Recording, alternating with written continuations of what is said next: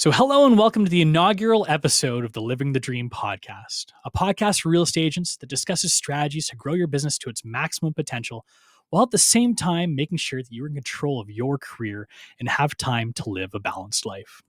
So, I'm Linas Kilius, and with me, as always, is the co-host of the podcast, Eryn Richardson. Hey, Eryn, how's it going? Great, Linas. How are you? Oh, pretty good. I'm excited to start this up again. Yeah, that's been a long time coming. It's nice to get back on the bike, I guess. Just like riding a bike, podcasting, right? You can't forget how to do it. So Eryn, anyhow, is a broker and general manager with Century 21 Heritage Group. Eryn has an extensive background in online marketing, technology, and customer service. And I'm the head of business development at the real estate marketing company, Homeania. So today, we're going to be talking about careers in real estate. Being a real estate agent can be a very rewarding career. The earning potential is essentially unlimited. However, if you're not careful, this industry can really consume you and take over your life. We're going to be talking about the good, the bad, the ugly, and everything in between. And when we do, we'll be bringing our guest on, the very knowledgeable and experienced Peter Holgate, onto the show to delve into the discussion. But before we get to that, let's talk a little bit about this podcast. Since it is our first episode, Eryn, of this brand new podcast, me and Eryn actually 2 years ago just finished doing a spotlight podcast, which was about Canadian real estate and specifically about being a Century 21 agent. However, this time around, we're doing something a little different, aren't we, Eryn? Yeah, I think this is, we chatted for a couple of weeks on different concepts of the new theme, the idea with regards to moving forward on the podcast level. And it's been great because since it's been 2 years, I've actually listened to a lot of podcasts. So I understand podcasts a little more than I did even the first time, because I think we started the podcasting and I wasn't a podcast listener. I was just doing it as I heard they're pretty interesting. So I guess we just started doing one. But the new theme really fits well. Yeah, well, you got the itch. So that's why we're doing this. Aaron's the one who called me. Is like, we should start up the show again. And I'm glad that you did, because I think we do have an interesting concept too. What we're going to be talking about this time around is a little bit more about balancing life as well as your career. We're going to be talking about the strategies you can implement to further your career, but also how to make sure that the career doesn't control you, like I said off the top of the show. And I think it's really important. I know Eryn has probably seen a ton of agents who've let their career get out of hand and it impacts their personal life too. And we want to make sure that you can do both, because you can do both, right? Yeah, I had a guy stop in, and he often walks by my office. That works out of the office. I'm in Newmarket currently. That's where I'm stationed. And he walks by and I say, "How's it going?" He goes, "Living the dream." And he kind of like, some days it's living the dream and others it's living the dream. He always sort of says that. And I wonder whether or not even in the podcast title we should be ... question mark. Are you living a dream? Is it sarcasm, or are you really living the dream? And in everyday changes. So, and for him, at everyday change. So it kind of fits. Yeah. And handling those swings is something that, takes a skilled hand, I guess, too. And a lot of good support around you in terms of management and I guess in peer group too. Let's get into the meat of the show. What we're going to be talking about today is basically what the concept of the podcast is, but we're going to be bringing on Peter Holgate onto the show to talk with us about this. Now, Peter, he was licensed back in 1989, and he spent most of his selling career in the Greater Toronto area. He's done pretty much everything: residential sales, commercial leases and sales, land development, project management. Peter has that really well-rounded experience in real estate, so we thought he'd be the perfect guest to bring on today. He entered brokerage management in 2004, and since then, he's contributed opening and managing many successful real estate offices. And more recently, Peter's opened a new office in Hamilton for Century 21 Heritage Group, and this is their 6th office. So we'd like to welcome Peter onto the show today. Peter, welcome to the show. Well, good afternoon, and thank you very much. I feel very flattered that you invited me on. Well, we're definitely glad to have you. Eryn was like, for the first show, he did not hesitate. He was like, we gotta have Peter on for the first show. And I said, Sure. Sounds great to me. Yeah, I often give Peter a call and say, Peter, how would you handle this situation? How would you handle that situation? What have you experienced? He's just a wealth of knowledge. So I really appreciate those conversations we've had, Peter, and I'm glad to have you on so we can talk a little bit about the life-work balance in real estate and how you've made it so many years and what you can help others maybe point them in the right direction on certain things. So I appreciate that. Yeah, no problem. I'm delighted to bring any value that I can to the audience. I recall my mother in the very early stages. I went through school in civil engineering, and coming from a construction family, my mother couldn't understand why somebody would pay somebody to sell their house. Having come from England, that was just a concept that completely befuddled her. And then she started to see the big house, and the kids came along. I think I had a Cadillac back then. And, as time went by, you did more and more and you got into it. So living the dream is actually what I've been doing for the last 30 odd years. And yes, it's had its ups and downs, but if you apply yourself and you treat it as a job instead of a career, you'd be amazed at the things you can accomplish. And Eryn, nobody knows that better than you from your experience as well. So flip it over. You meant career instead of a job. Yeah. So, well, yeah, I mean, and that's the key. The career side of things. I mean, you really start, it's so dynamic. Real estate has every single component of you're not just a salesperson. You're a person's, they expect you to be an accountant, a lawyer, a psychologist, sometimes even like a tradesperson come and fix their faucet, right? Exactly. I mean, anything that you can do to get the deal done is what we do. And we often, get thrown around quite a bit. And we definitely need to know how to implement strategies in order to make it a life-work balance. There's no doubt about that.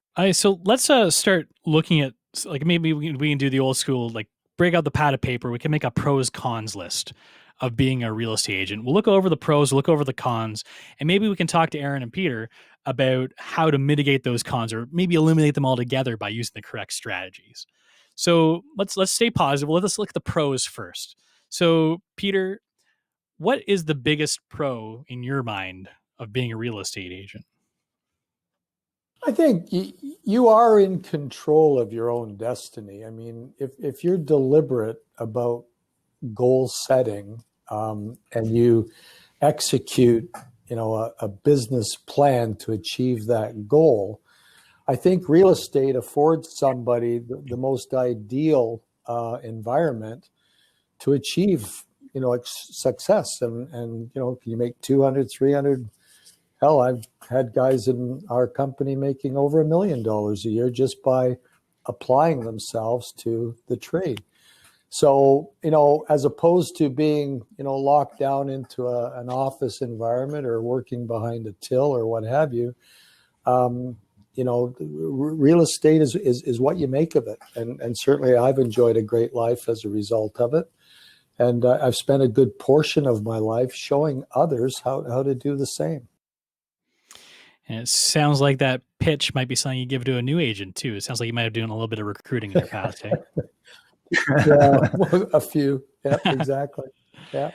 But I got to tell you, there's nothing more rewarding. And when somebody comes back and says, you know what, I listened to what you told me. I changed a few things around, but thank you. I'm now a successful realtor, and I've had that happen more times than you could shake a stick. So, yeah. Well, Eryn, how about you? Anything you want to add to the pros list here in the pros column?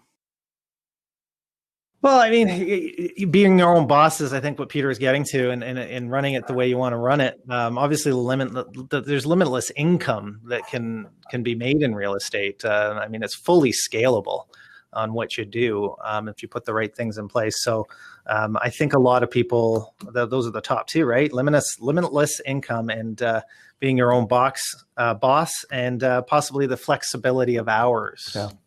I think would be a big one. Of course, all those things have the yin to the yang, and the opposite things can happen where, the limitless income can bite you in the butt too. Yeah. I've seen a lot of $1 million producers go bankrupt. It's crazy. Absolutely. And I've heard the stories. Oh yeah. Right. I mean, Peter, I think you probably have a few too.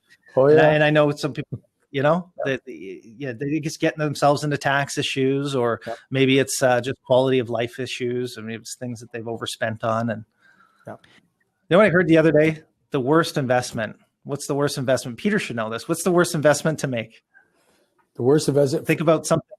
Worst investment that somebody can make. Oh, for me, it was the stock market. I don't know what you're referring to. I got in at once. Well, Peter got out. Yeah.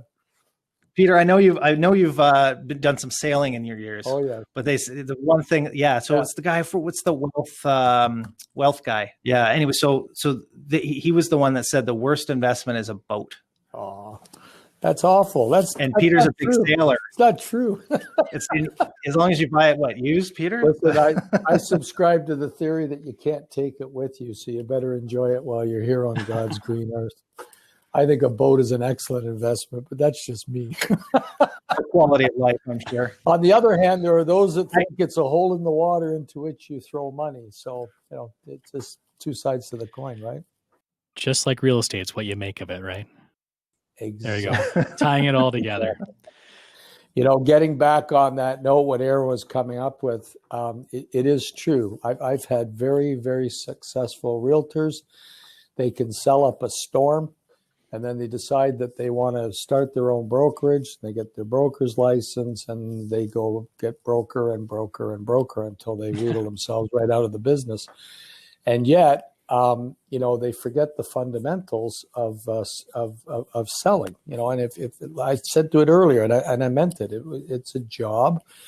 And if you have a plan to succeed and you follow the plan, everything will, go in line. But it's when they get offside and they start to, we stop prospecting, or we stop following up with clients, or we get sloppy, or what have you. This is where we get ourselves into trouble. Good point you made, Eryn, about setting taxes aside, and HST complicated the world for a lot of realtors. But it's, if you follow a plan, you can have a great life. I want to take this in another direction for a minute, because it reminds me of I just got a story when I was in my probably teens, and it would have been in the late 80s. My dad was in real estate. He was at the time the director of education for AREA, and he put together a video series of a career in real estate. And I didn't know anything about real estate back then. I had no aspirations or anything like that. But I remember the one video he made and having this discussion. It was an actor that was trying out for the position or whatever, having a look at this one theme or a series that he was doing, and it had to do with the things that may suffer because of we're going to get into the cons, and maybe this is a good transition, but is family life, right? He was, I think it was a situation where he was off to his son's recital. So it was like, his son was in a play or whatever, and he got a phone call and somebody needed to see the property right away. And he had to make a decision as to whether or not to go to his son's recital or off to show this property. And I remember my dad asking the family at the time, he says, is that a little harsh?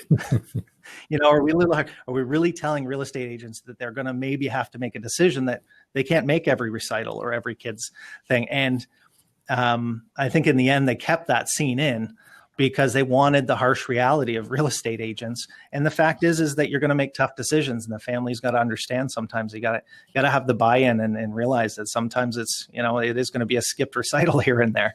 Hopefully it's not the whole kid's, growing up in life, but this is some of the tough things that we do as real estate agents and have to take into account. Yep. So that's definitely one big tick in the con column, maybe one of the biggest. So like how do you get around that then? Like I know a lot of agents would maybe put together a team to help play off each other, but do you guys have any other strategies for that? Because you can't ignore your clients when life gets in the way. You need to take care of that, or else you lose the business, right?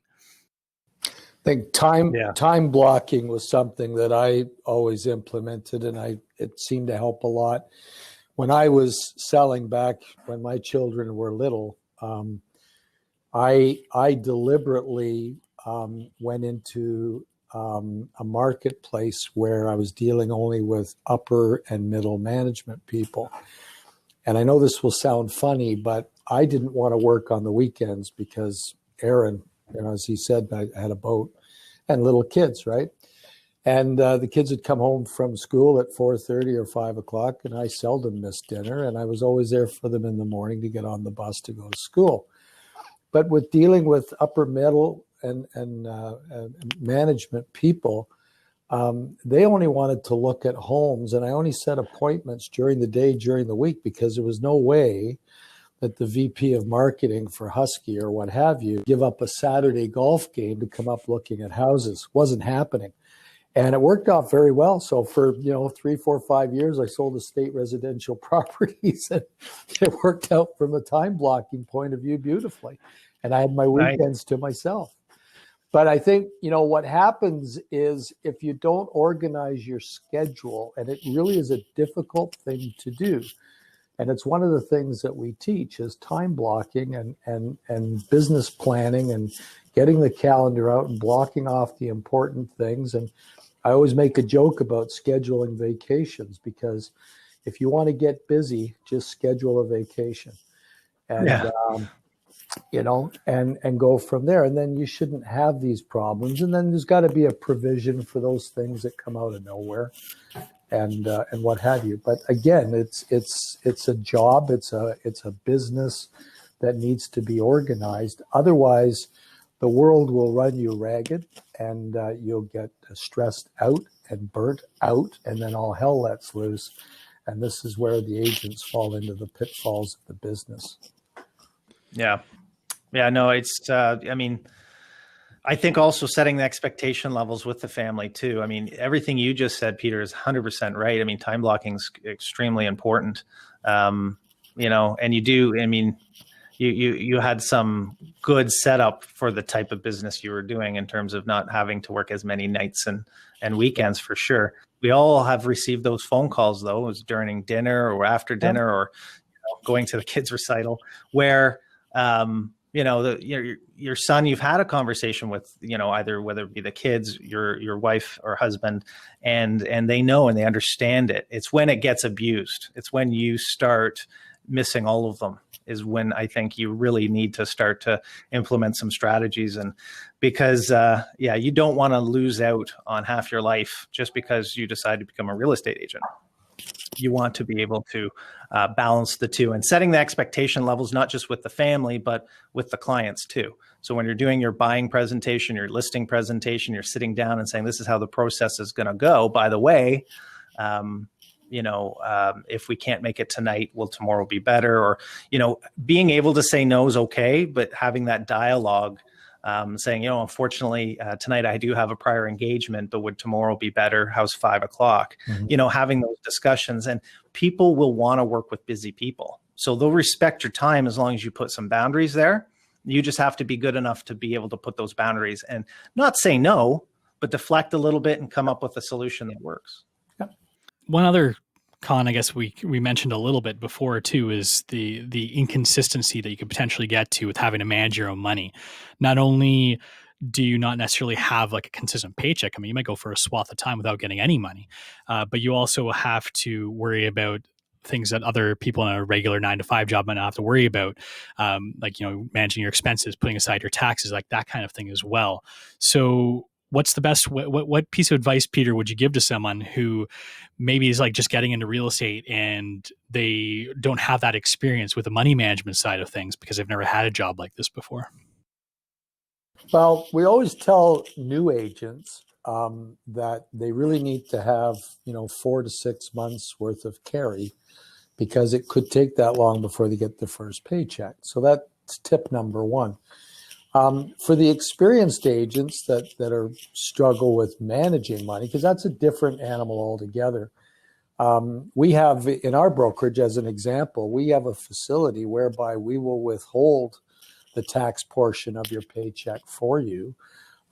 Same with your HST portion. And then that way they don't have to worry about spending money that may not belong to them. They don't know that till the end of the year when they file their taxes. So I think those are two really good, services that we provide to help our agents and keep them out of harm's way. For those that tend to do it on their own, that's fine. They should have an account for taxes. They should have an account for HST, and they should have an operating account for their business. And then when they receive a check from the brokerage, then they divide it out themselves, put it into those safekeeping of those two other accounts, and then it's there for when it comes time to file their taxes and either pay or receive whatever's owing. So it's a management thing. All too often, and over the years, all too often I've received garnishment notices from Revenue Canada for those that haven't properly looked after their financial affairs. And it's a schooling thing, and there's a learning curve to it, but it doesn't have to be that way. To your point, Peter, actually, the holdback, the nice thing is if you put a hefty amount, a good amount held back, and then when you go at the end of the year to do your taxes, if you happen to have written off enough that you have an excess, that's your bonus, right? Absolutely. So you pay yourself a bonus at the end of the year. Go on a vacation, put your money towards something as a bonus. So it can really work well. The best thing I ever did, Peter, was exactly what you just said, but then I actually put money aside as well for advertising too. Good for you. That's a big point. And then as soon as at the end of the year, I had a team at the time. We had money in the bank. We were able to spend that money for the next year in advertisement, and of course, there's return on your investment with that. So. Awesome. Yeah, that's good stuff. What about that? That's a great positive outlook to be able to put aside that money in the expectation that you're going to be making money throughout the year. But what happens if you eat through all of that float that you've got, that 4 or 6 months of float that you're recommending people put aside, and you just have someone who's starting to get into that desperate situation? Like, there must be a lot of agents where that happens. Like, a lot of them probably just pull the plug and leave the business and try and find another job. I don't know what their solution necessarily would be, and there's probably like a million different solutions for a million different people.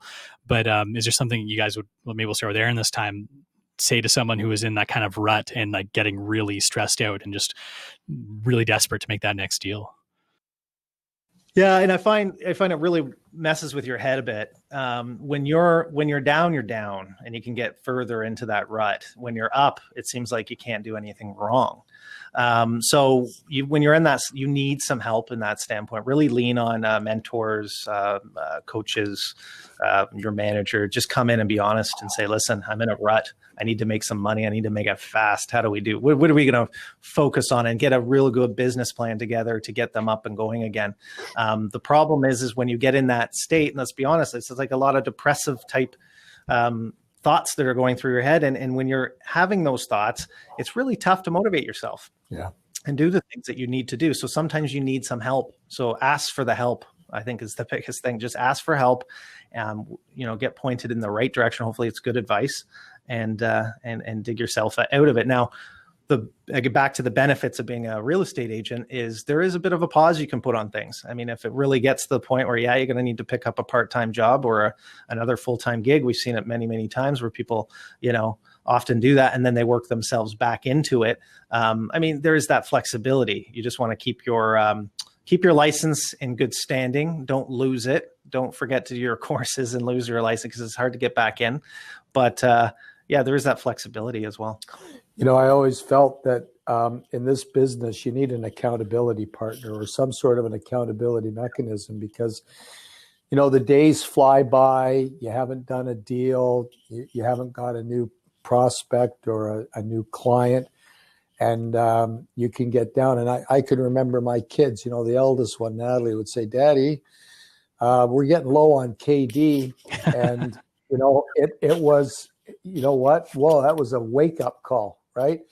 And I'd be thinking, I've got to get back to work here and get cracking along. So I think, for the agents that have sort of fallen off the wagon, if you will, if they really soul search, they'll find that they haven't been prospecting.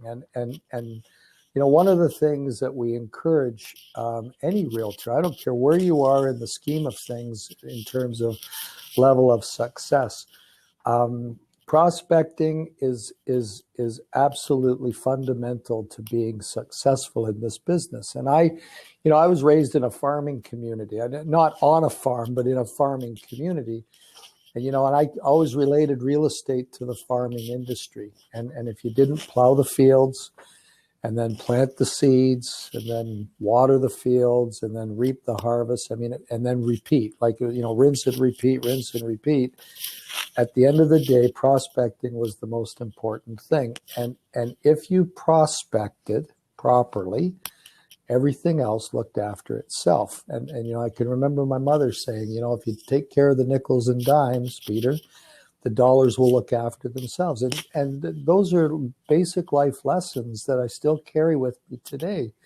And you think it's a complicated business, but it really isn't. If you break it down to its simplest form, it's a matter of spending an hour and a half each day looking for business, and then you'll be fine. So gets rid of those peaks and valleys. 100%. The mental health, physical health comes in a lot. We'll probably have some people on about that, how to get yourself out of those ruts, how to, sometimes your body's telling you something too. Maybe I got to exercise a little more. I got to eat a little better. I need to, really wake up feeling good in order for me to want to motivate me to get out of bed and work hard at this, because nobody's telling you to get out of bed. That's the other thing. Who's really holding you accountable? Hopefully, your significant other, the kids, somebody in your family. But yeah, this industry does not have an employee-boss relationship, really. Nobody's going to get you in trouble for not showing up. Yeah, and these are all like the being your own boss can be the pros and the cons column too, right? Because in a lot of ways that's great that you don't have that oversight, but if you're not the kind of person that can handle your own, that can turn into a con real quick. Let's go back and maybe explore the pros column a little bit too. We spent a little bit of time on the con side of thing, so I'd like to bring it back to the positive side. Eryn, do you have any more pros that you'd like to bring up today? It's a people business. The best thing about this business is that, you're always talking to people. You're always interacting. It really is a fun business to be in. And it's so multidimensional. You're not on an assembly line. You're not doing the same thing in monotony. If you want to change it up, you can change it up. It goes back to the flexibility, but you got to enjoy your job, right? You're good at what you enjoy. So if you don't enjoy it, and I have had that conversation with people that come in and say, listen, I used to love selling real estate. It's getting to me now. And let's look at different things we can do to balance this. And we talk a lot about all the things we're going to go over in this podcast moving forward, all the different systems you can implement. And there's even systems there that may not be the most productive, but they're fun. So all of a sudden you're doing all these fun things that you like and enjoy, and you're making some money doing it as well. So really, it's good to gravitate to the things you do well, and it's usually the things that are fun. Yeah. I think one of the greatest pleasures of this business, certainly what's motivated me over the years, is the extreme gratitude that comes from people that you help to find the perfect house for them to raise their family in.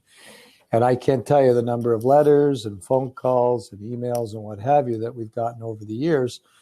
And, it is this, generally speaking, across the board, it's the single biggest investment that any person makes.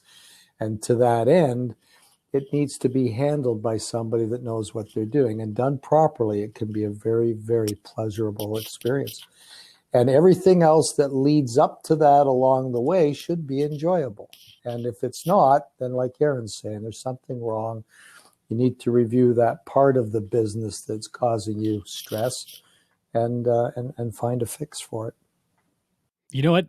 I was going to see if we had a few more pros, but that feels like the perfect pro to kind of end with, the words of wisdom from Peter. So I think this is where we're going to start winding the show down a bit, but I want to thank Peter so much for coming on the show, and Eryn as well for being here as always.